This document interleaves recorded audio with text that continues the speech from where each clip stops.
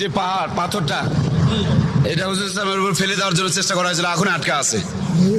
আর এটা সেই বড়ই গাছের গোড়া, যে বড়ই গাছের কাঁটা হুজুর ইসলামের রাস্তায় দেওয়া হতো।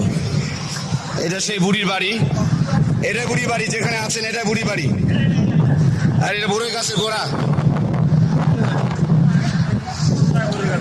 এই যে ভাই, এই যে বড়ই গাছের গোড়া।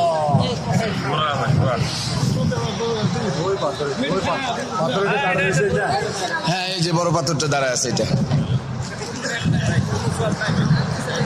লাভ নেই, লস নেই, সবও নেই।